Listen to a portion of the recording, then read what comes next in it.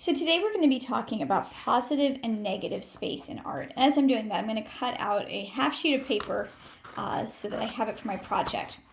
Positive space is the thing that's made up of the stuff we're supposed to be looking at in art. And negative space is the stuff we're not supposed to be really paying attention to, or the background. It's important to know which one's which because it helps us to make sure that we've got a picture that's easy to look at.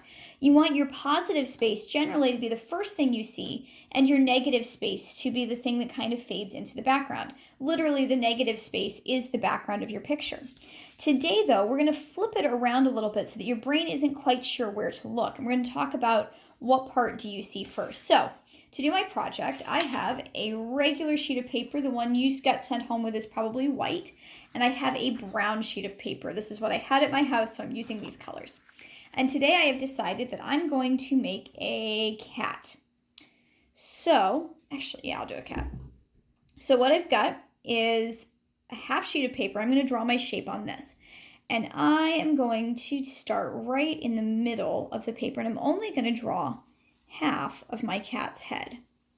So I'm drawing top of the head, the ear, and then I'm coming down here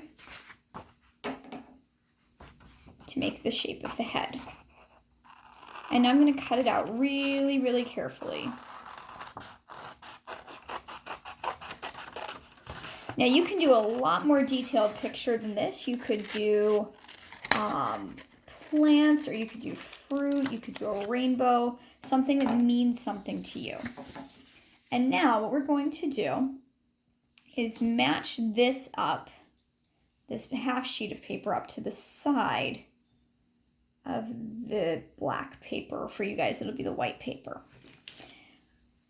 And then I'm going to make sure, I'm going to flip over the piece I just cut out. We're not going to throw that out. We're going to save it. I'm going to flip it over and put it right here. So what that does, I'm going to glue them down. I'm going to glue the big piece first, because that way it'll be easier to adjust my second piece if I need to. Make sure I get glue all the way up to the top, all the way in the corners. It doesn't matter really if I get glue in the middle of my paper, as long as all my corners and my edges are put down properly. You can use a glue stick for this. You could use regular glue. You could even use tape if you don't happen to have glue at home.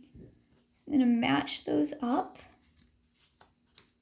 really carefully before I press down on it. I'm using special teacher craft glue, but you may have some more wiggle room to make that look the way you want it to.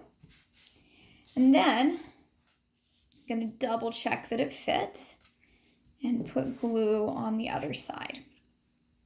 So what I'm doing in this picture is, on one half, the negative space is made of the black on this side that I'm putting the cat down on right now.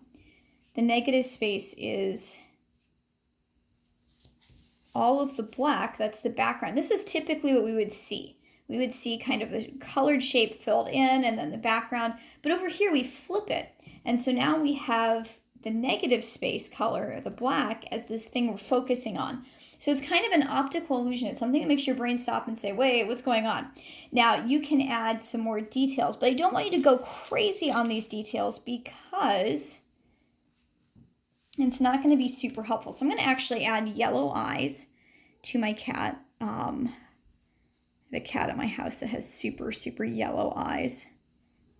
So I'm going to add yellow on both sides. But I'm not going to add too much other detail because I want the main thing my eyes see being that positive and negative space. I'm going to add a black iris right here. So there is my cat picture. This is just a really, really simple project you can do. I could have cut out a cat nose and put it on the other side, but I've glued it down, so I'm not going to try that.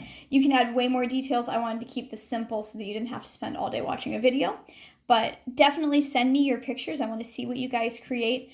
I miss doing this project with you in class. This is one we've actually never gotten to before, so I'm super stoked that we can do it now. Go ahead and send those to me at my email, sonia.noble@MCS Flames, or you can upload it to the Google Classroom. Have fun creating, second grade.